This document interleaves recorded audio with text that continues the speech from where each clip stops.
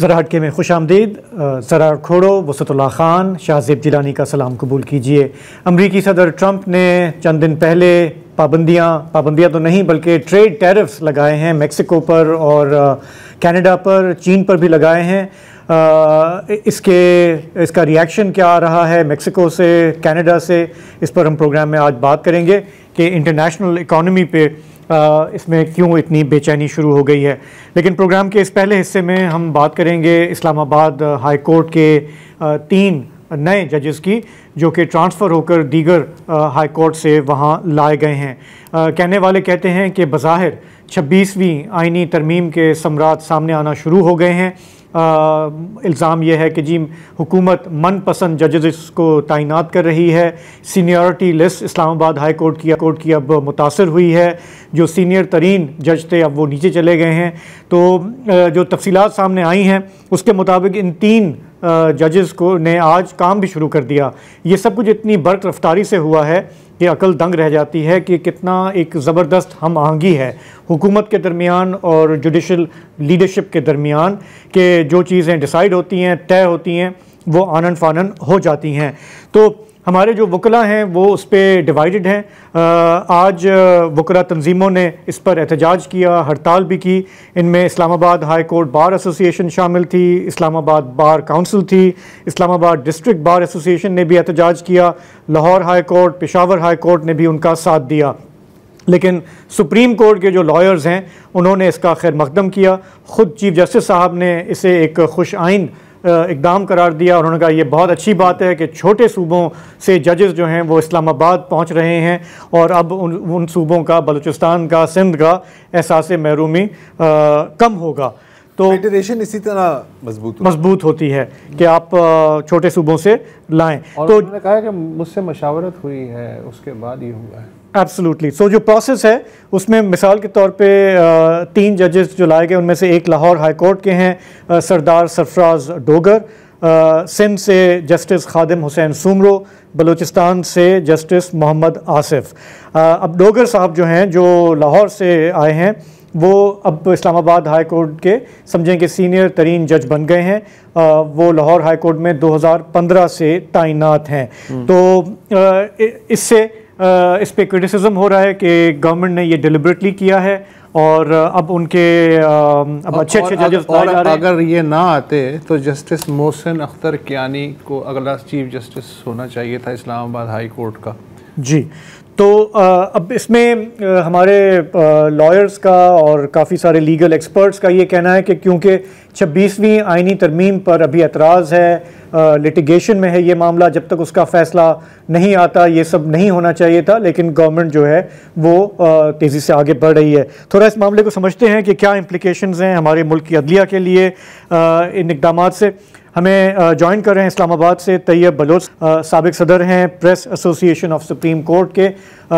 इन मामलात को देखते हैं और अपना तज्ज़िया मीडिया पे देते हैं। तो तैयब, थोड़ा सा ये बताइएगा कि ये जो इक़दाम हुआ, क्या मैंने सही कहा कि ये काफ़ी बर्क रफ्तारी से हुआ? मतलब चंद दिन के अंदर अंदर पहले फ़ैसला सामने आया और आज 3 जजेस ने काम शुरू भी कर दिया।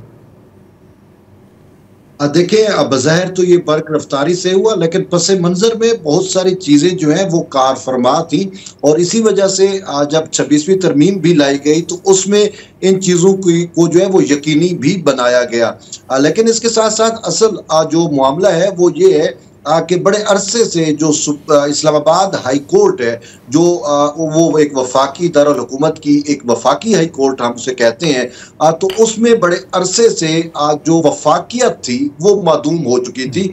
और अगर मैं इसको बतलाऊं तो साबिक जो PTI का रजीम था, उस रजीम के दौरान जो है वो बड़े पैमाने पे इस्लामाबाद हाई कोर्ट में जजेस अपॉइंट किए गए थे और उस टाइम चीफ जस्टिस अतर मिनल्ला थे। और अतर मिनल्ला के बकौल, बल्कि वो खुद रिसेंटली न्यूयॉर्क बार में जब वो थे अमेरिका में, तो उन्होंने इस चीज़ को जो है वो तस्लीम किया और उनका ये कहना था कि ये इस्लामाबाद हाई कोर्ट के 6 जजेस हैं, ये जजेस मैंने जो है वो पूरे पाकिस्तान से हेड हंटिंग करके लगाया है। और फिर हमने देखा कि वही इस्लामाबाद हाई कोर्ट के जजेस गाए बगाए जो है वो कभी खत, उन्होंने एक पहले खत लिखा था, वो भी आपने देखा होगा कि उस खत पे बहुत बड़ा इशू बन गया था और खुद पीटीआई जो है वो उस खत के साथ जो है वो अपना नरेटिव टो भी कर रही थी। तो उससे लेकिन तैयब सॉरी, ये जो जजेस हुए थे ये अपॉइंट हुए थे ना, ये ट्रांसफर होके दूसरे हाई कोर्ट से नहीं लाए गए थे इस तरह से। बिल्कुल। देखें, अगर इस्लामाबाद हाई कोर्ट की हम तारीख देखते हैं तो 18वीं तरमीम के बाद इधर यहाँ पे इस्लामाबाद हाई कोर्ट में जजेस ट्रांसफर होते रहे हैं। देखें, बरह रास्त जो है वो बलूचिस्तान हाई कोर्ट से भी पहले जज आए और वो चीफ जस्टिस भी रहे। इकबाल हमीदुर रहमान भी जो है वो ट्रांसफर होके आए। तो इस्लामाबाद हाई कोर्ट के जो रूल्स हैं उन रूल्स में भी ये लिखा हुआ है कि चारों सूबों से जो है वो जजेस लिए जाएंगे। तो कभी न्यू अपॉइंटमेंट हो जाती थी और कभी ट्रांसफर भी होते रहे। लेकिन जब अतर मिनल्ला साहब जो है वो चीफ जस्टिस बने तो वो ट्रांसफर का सिलसिला जो है वो थम गया था और नए सिरे से अपॉइंटमेंट हुई। और उन अपॉइंटमेंट की वजह से हमने देखा कि जो वफाकी दारुल हुकूमत है उसमें जो छोटी कौमें हैं उनकी नुमाइंदगी जो है मुनासिब नुमाइंदगी ही नहीं थी। उस वजह से हमें जो है वो इस्लामाबाद हाई कोर्ट जो है वो या वफाकी दारुल हुकूमत जो है वो सिंधियों का भी है, वो बलोचों का भी है, वो पश्तूनों का भी है, वो पंजाबियों का भी है, चीफ जस्टिस साहब पाकिस्तान में बसने वाली तमाम। अच्छा, एक बात ये बताएं कि गवर्नमेंट ने जो जस्टिफिकेशन दी है ये करने की, उन्होंने कहा जी इस्लामाबाद में एक्चुअली केसेस का बहुत बोझ है इसलिए हम दूसरे हाई कोर्ट से ला रहे हैं। लेकिन फिर जवाब में वकला ने ये पॉइंट आउट किया कि सबसे ज़्यादा बोझ तो लाहौर हाई कोर्ट पर है, तो वहाँ से आप जज इधर लाने की बजाय आप वहाँ मजीद जजेस क्यों नहीं लेके जा रहे हैं। मतलब कहने का मकसद ये कि इसमें कोई गवर्नमेंट का कोई इंटेंशन है कार फरमा। देखें, गवर्नमेंट की तो वाज़ेह इंटेंशन है क्योंकि गवर्नमेंट तो ये चाहती थी, बल्कि उसकी ये ख्वाहिश थी कि जो इस्लामाबाद हाई कोर्ट है उसको हम ट्रैक पे लेके आए। और आपने देखा भी सही कि यहाँ पे डिवाइड भी बहुत हो चुकी थी। अपने जो चीफ जस्टिस है आमिर फरूक और वो एक साइड पे होते थे और बाकी 6 जज जो है वो एक साइड पे होते थे और मियां गुल हसन औरंगजेब जो है वो दरमियान में रहते। वो कभी चीफ जस्टिस के साथ हो जाते और कभी उनके साथ हो जाते। तो यूं यहाँ पे जो है वो बड़े मसाइल भी हुए और जो इस्लामाबाद हाई कोर्ट की जिसे आप सबूत फंक्शनिंग कह सकते हैं वो बहुत ज्यादा मुतासिर हो रही थी। तो इसी वजह से भी फिर हुकूमत ने जो है वो ये कोशिश की कि यहाँ तो एक तो वो जो वफाकियत का एक उनसर है वो भी इसमें अयां हो जाए और फिर इस हवाले से ये भी था कि जो धड़ेबंदी है, जो तकसीम है, वो भी जो है उसको कलाकमा किया जाए और चीज़ों को बैलेंस की तरफ जो है वो लेके जाया जाए। क्योंकि हमने देखा कि ये बेसिकली अगर आप देखें इंटेंशन गवर्नमेंट की, ये मामला शुरू होता है जो पहले खत लिखा गया था 6 जजेस की जानिब से कि हम पर जो है वो दबाव डाला जाता है और उसमें एक ही मामला था। और वो मामला अगर आप देखें तो बानी पीटीआई के जो केसेस थे वो सारे हाई कोर्ट में ही साफ ज़रे आने थे या आ रहे थे। तो उस पर जो है वो उन जजेस की जानिब से उनको सहूलतकारी एक वजना तौर पे कहा जाता था कि जी सहूलतकारी हो रही है, तो ये एक अलमिया था। तो फिर जो है इसके साथ साथ एक अहम चीज़ है जिस तरीके से कहा गया कि जस्टिस मोहसिन अख्तर कियानी की सीनियरिटी तो मुतासर हुई लेकिन जस्टिस मोहसिन अख्तर कियानी के खिलाफ सुप्रीम जुडिशल काउंसिल में 2 रेफरेंसेस दायर किए गए और जब वो रेफरेंसेस दायर हुए तो उसके बाद हमने देखा कि ये लेटर लिखा गया। तो ये बोलो साहब बहुत बहुत शुक्रिया, बहुत शुक्रिया। हाँ देखें, मेरा सिर्फ इसमें ये है कि असल तो जैसे इन्होंने भी हिंट किया कि एक पॉलिटिकल इंटेंट है इन अपॉइंटमेंट्स का ना। ये जो ज़बान का मामला हम ले आते हैं, जब हमें काकड़ साहब को निगरान वज़ीर आज़म लगाना है तो हम कहते हैं जी ये बलूचिस्तान की महरूमियाँ दूर करने के लिए मगर ये पश्तून है। हाँ गोगे वो पश्तून, मगर पश्तून, ठीक है ना। अच्छा, उनका जो पूरा एक पॉलिटिकल स्लांट है वो जैसे मैटर ही नहीं करता। जो अपॉइंट करने वाले हैं वो देखते हैं ना कि जहनी हम आहंगी भी है या नहीं है। मिसाल के तौर पे देखें, इस पूरी गुफ्तगू में भी जो इंटरेस्टिंग एस्पेक्ट है वही पीटीआई, वही इमरान खान, वो उनके केसेस सारी इस वक्त हमारी जो सियासत हो या जुडिशरी हो वो भी इसके गिर्द है, इसी फलां ने देखें उनको ये बेल दी थी कि ताहयात बेल होगी या फलाना होगा, इस जज ने ये किया ना, अब ये आइंदा इसको इंश्योर करना है कि ये ऊपर ना है, इसको लेके आना है। मतलब ये जो चेस बोर्ड है जिसको जो लोग बना रहे हैं, मेरा अपना जाती ख्याल है कि वो जबान ये तो कहने की बातें होती हैं, असल ये है कि जी वो आपके लीगल कॉम्पिटेंस देखी जाती है। जबान कम, जहन ज्यादा। हाँ, जहन बिल्कुल ऐसा है। देखिए, अगर हम चीज़ों को, हर इवेंट को हम अगर आइसोलेशन में देखें, इसको हम आइसोलेट करके देखते हैं और कुछ नहीं हो रहा पूरे मुल्क में, कहता कि ठीक है ठीक है। अब ये एक अलग बात है कि आप जबान की बुनियाद पर पिक कर रहे हैं, असल में मेरिट की बुनियाद पर पिक कर रहे हैं, वो एक अलग चीज़ है। लेकिन अनफॉर्चुनेटली आप अलहदगी में चीज़ों को देख नहीं सकते। बानी शायद हम ज़्यादा शक्की हो गए हैं। मुझे मैं आसान कर देता हूँ, बानी पीटीआई जो है वो फैसलाबाद का घंटा घर है, 10 के 10 बाजार इस घंटा घर पे आते हैं। बस बिल्कुल ऐसे ही, कुछ ऐसा ही है। कुछ यूं ही है। तो एक ब्रेक लेते हैं, वापस आएंगे तो ज़रा बात करेंगे सदर ट्रंप के ऐलानात की, कनाडा और मैक्सिको उससे कैसे रिएक्ट कर रहे हैं उस पर।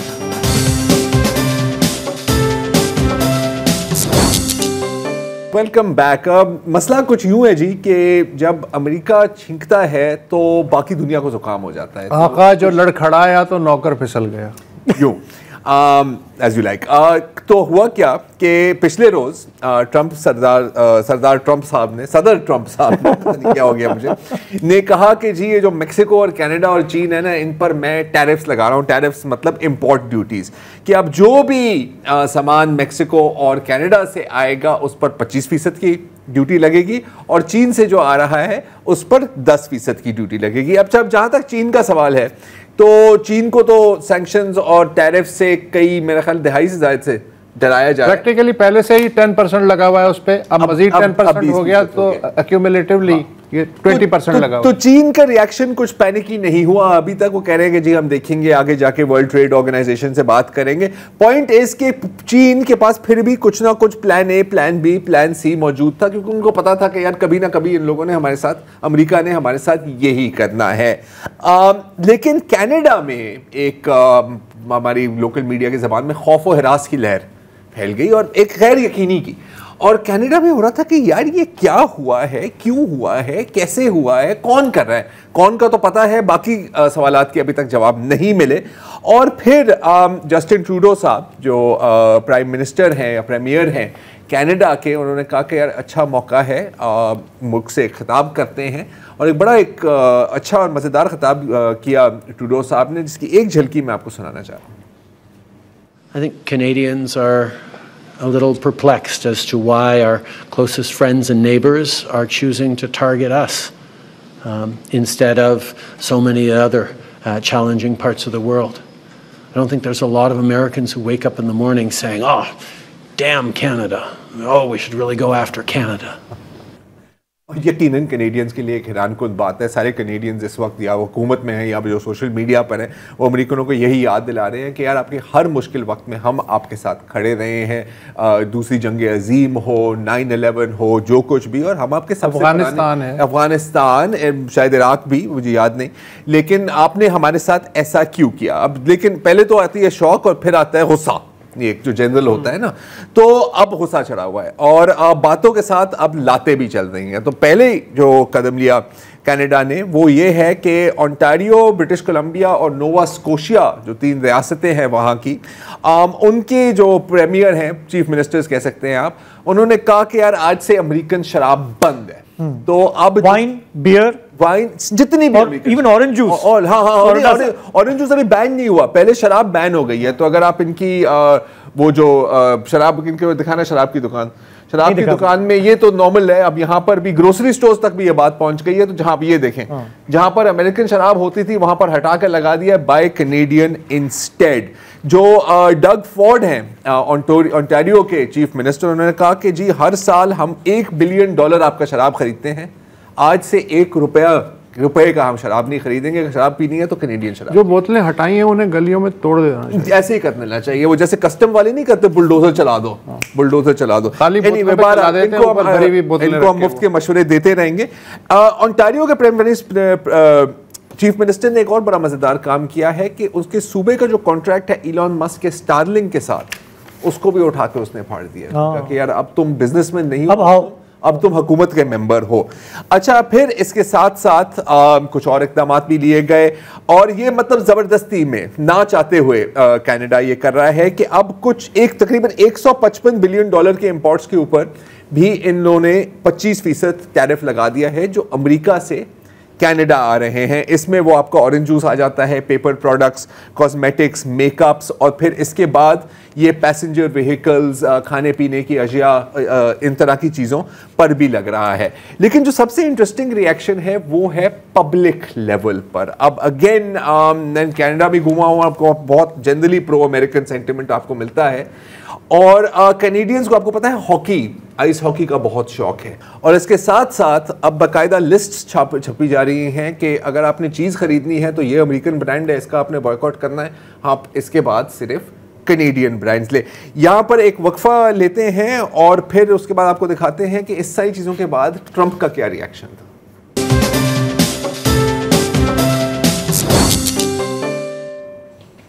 Welcome back. तो बेसिकली इस वक्त कनाडा में मुहब्बुल वतन की एक लहर चल रही है। जस्टिन ट्रूडो, जिसका सियासी ग्राफ पहले यूं जा रहा था, अब एकदम ऊपर चला गया है, क्योंकि लेफ्ट राइट ऊपर नीचे जितने भी कैनेडियंस हैं उनके पास अभी कोई चॉइस नहीं है कि आपने इनको सपोर्ट करना ही करना है, क्योंकि अब गैरत का मामला हो गया है। और चरिया है, कैनेडियन चरिया है, ट्रूडो के पीछे चरिया, ऐसा ही कुछ है। अब नहीं देखें, अब घर पे बात आई है ना, अब घर पे हम एक घर के अंदर एक दूसरे को गालियां दे सकते हैं, कोई बाहर का बंदा बात करे तो फिर हम कहते हैं कि तुम। इसराइली अशिया के बाइकआउट का सख्त मुखालिफ था कनाडा। जी बिल्कुल। अब इस वक्त बॉयकॉट्स अच्छे हैं। और इस दौरान ट्रंप की एक और ट्वीट आती है जिसमें वो दिखाते हैं कनाडा को अमेरिका का एक हिस्सा, ऊपर लिखा हुआ है ओ कनाडा। अच्छा, अब इसमें कोई शक नहीं है कि दोनों मेक्सिको और कनाडा की जो इंपोर्ट्स और एक्सपोर्ट्स हैं वो तकरीबन उनकी पूरी जीडीपी के 70% है, तो नुकसान तो उनको बहुत होना है। जो तकरीबन 60 से 80% जो प्रोड्यूस, ये मतलब सब्जियां, एवोकाडोज अमेरिका जाती हैं, वो कनाडा से ही जाती हैं, और सॉरी मेक्सिको से जाती हैं और कुछ कनाडा से भी जाती हैं। जो इनकी जो पहली एग्रीमेंट थी उसमें ये हुआ था कि जी मैन्युफैक्चरिंग आप लोग करेंगे कनाडा, सब्जियां आप उगाएंगे, हमने सिर्फ आप लोगों को पैसे बांटने हैं, और फिर एक ज़ाहिर सिक्योरिटी गारंटी अम्ब्रेला दे। ये नाफ्टा जो दूसरी जो नाफ्टा थी वो ट्रंप ने ही नेगोशिएट की थी, north American free trade agreement. लेकिन जाहिर है कि अमेरिकन कंज्यूमर को भी अनकरीब इसका एक जुर्माना देना पड़ेगा। अब ये सीरियसली ट्रंप कर रहा है या एक निगोशिएटिंग टैक्टिक है, क्योंकि ट्रंप निगोशिएट भी इसी तरह करता है। जैसे अभी हम देखें तो पहले तो मेक्सिको के सदर ने कहा कि जी हम भी रिटेलिएट करेंगे, हम किसी के सामने झुकने नहीं वाले, लेकिन अब खबर आई है कि 1 महीने की तौसी दे दी गई है, ऑन होल्ड कर दिया है, और मेक्सिको के सदर ने ऐलान किया है कि हम 10,000 फौजी सरहद तक भेजेंगे, क्योंकि आपके जो जायज़ मुतालबात हैं कि ये जो इलीगल इमिग्रेशन है और जो ड्रग्स हैं वो कंट्रोल किए जाए। और मेरा ख्याल है कि ट्रंप और ट्रूडो की कन्वर्सेशन हुई है। अब बेसिकली अमेरिकन गवर्नमेंट से ये बयान आ रहा है कि कनाडा हमारे ऐलान को मिसअंडरस्टैंड किया है। उन्होंने ट्रंप की और इनकी फ़ोन पे बात हुई है, और हो सकता है कि उनकी मुलाकात भी हो। हाँ, तो मतलब अच्छा, मुझे थोड़ा सा ये होता है कि ये ट्रंप साहब अभी तो नए नए आए ना, अभी तो चलेगा 4 साल, ये वो जो भी बयान दागेंगे उनके आसपास के लोग जो हैं वो सारा टाइम डैमेज कंट्रोल में लगे हुए होंगे। और मुझे बार बार याद आता है हमारे यहाँ कराची में जब अल्ताफ भाई थे, हाँ। उनके आसपास की जो टीम होती थी ना, सारा दिन वो वजाहतें देते थे कि भाई ने ये नहीं कहा, ये कहा है। तो ट्रंप साहब का भी मुझे लगता है, मेरा ख्याल है यार इसमें एक मेथड ज्यादा है। लेकिन ट्रंप की पूरी टीम जो है ना वो उसकी नजरियाई तौर पे हमनवा है। एग्जैक्टली, और वो इससे एम्बैरेस नहीं होते, वो बल्कि खुश होते हैं। आप उनकी सोशल मीडिया, अब मार्को रूबियो साहब पनामा पहुंचे में, सर हमें नहर दे दो। अच्छा, पनामा झुक गया। पनामा ने अभी बयान आया है कि जी हमारी जितनी भी एग्रीमेंट्स थी ना, ये बेल्ट एंड रोड इंडेक्स वाली चीन के साथ, वो हम कैंसिल कर रहे हैं। सर आप हमारे बड़े भाई हैं, आप जैसे करेंगे हम वैसे ही करेंगे। तो देखो, मेक्सिको और पनामा के साथ तो आप ऐसे कर सकते हैं। कनाडा का भी एक मसला हुआ कि कनाडा कभी सोच नहीं सकता था कि उसके साथ ऐसे होने वाला है, तो उन्होंने कभी दूसरी ट्रेडिंग पार्टनर्स ढूंढने की कोशिश ही नहीं की। जब इतना बड़ा बॉर्डर है जिसके ऊपर कोई एक सिपाही ही नहीं खड़ा, आपकी तिजारत आम तौर पे चल रही है, तो आपको शिपिंग करने की क्या जरूरत है? तो अब आपका क्या ख्याल है कि अब सही है, हो सकता है कि कनाडा झुक जाए इनके सामने, इनकी कोई 2-3 बातें मान ले, लेकिन ओवरऑल जो अमेरिका के जो इत्तेहादी हैं वो ये देख रहे हैं मेरी नज़र में कि यार अगर आप अपने इतने पुराने और इतने करीबी साथी के साथ ये कर सकते हैं तो आपने यूरोप के साथ क्या करना है? तो आपका क्या ख्याल है कि मीडियम टर्म, शॉर्ट टर्म में कोई नुकसान है इस बात का अमेरिका को? जी बिल्कुल है, लॉन्ग टर्म में तो डेफिनेटली है, इसलिए कि वो चूँकि अलर्ट हो गए हैं, लिहाजा अब वो अपना डिफेंस और अपनी इकोनॉमी और उसके डाइवर्जन पे सीरियसली तवज्जो देंगे। यूरोपीय यूनियन तो बिल्कुल अभी से उन्होंने ध्यान देना शुरू कर दिया है। और रहा अभी आपसे प्रोग्राम से पहले बात हो रही थी कि ट्रंप ये चाहता है कि जो पूरा बर्र-ए-आज़म अमरीका है, नॉर्थ और साउथ, उस पर उसका होल्ड होना चाहिए। तो वो तो 1823 के मनरो डॉक्ट्राइन से है। अब इस वक्त उसे क्या ज़रूरत पड़ी है कि इतना बड़ा वो जुआ खेल ले? और अगर ये इतनी ही इम्पॉर्टेंट बात थी तो बाइडन के जहन में ये ख्याल क्यों नहीं आया, ओबामा के जहन में ये ख्याल क्यों नहीं आया, इवन बुश के जहन में भी ये ख्याल क्यों नहीं आया? ग्रीनलैंड तो तब भी मौजूद था, पनामा कैनाल तो तब भी हैंड ओवर थी, चाइना तो तब भी मौजूद था। ये ट्रंप साहब की जो है खुसूसियत, इससे ये है। अच्छा आप देखें, सबसे मुझे ख़तरनाक रवैया लग रहा है चाइना का, बिल्कुल ठंडा, खामोश, ठंडा। ठंडा होना जो है इसका मतलब है कि उन्होंने मुतबादिल कोई चीज़ सोचे में, अभी उन्होंने AI के साथ जो हाथ किया, कोई इस तरह की चीज़ आई एम श्योर कि कोई ना कोई पक रही है। या देखिए और कुछ, और उसमें ये हक्का बक्का रह जाएंगे या और कुछ नहीं। Plan A, plan B, plan C, plan D तो उनके पास मेरे ख्याल पिछले 10 सालों से बना हुआ है। अच्छा, और अपडेट करते चाइना चूंकि दुनिया का सबसे बड़ी फैक्ट्री है, तो उसको तो हर चीज़ की ज़रूरत है। तो वो यूरोपीय यूनियन से कहेंगे भाई हमें दे दो यार माल, हम चवन्नी कम देंगे लेकिन हमें दे दो। कनाडा को भी ये ऑफर कर सकते हैं। तो इन द लॉन्ग रन मुझे इन द लॉन्ग रन तो डिजास्टर है। Keep your spaceship at home. एक वक्फा।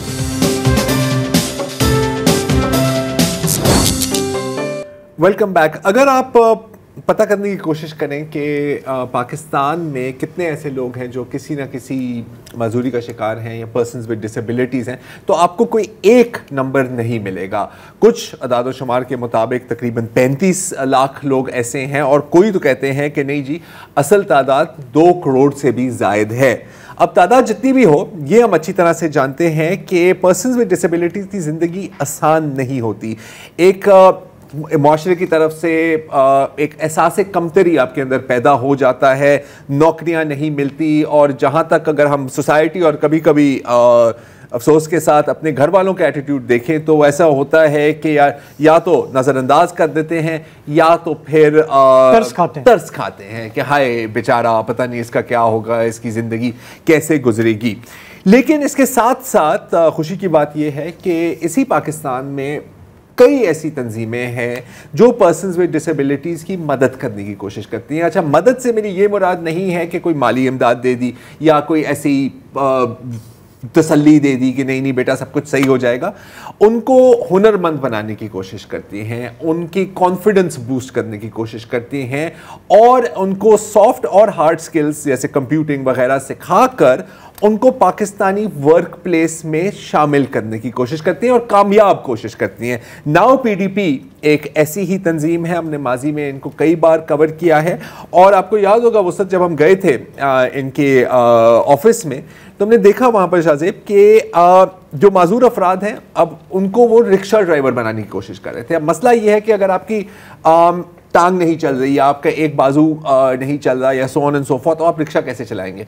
तो फिर उन्होंने कस्टम मेड रिक्शे बनाने की कोशिश की, और इसी वीकेंड को पर कराची में इन्हीं कस्टम रिक्शा की एक रेस हुई। आप नाउ PDP के रिप्रेजेंटेटिव से खुद ही सुन लें कि इस पूरे प्रोजेक्ट का मकसद क्या था।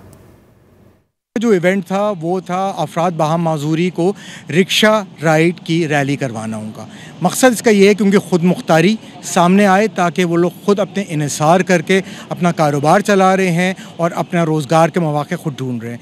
ये छोटा सा एक टोकन था हमारी अप्रिसिएशन का उनकी मेहनत के लिए।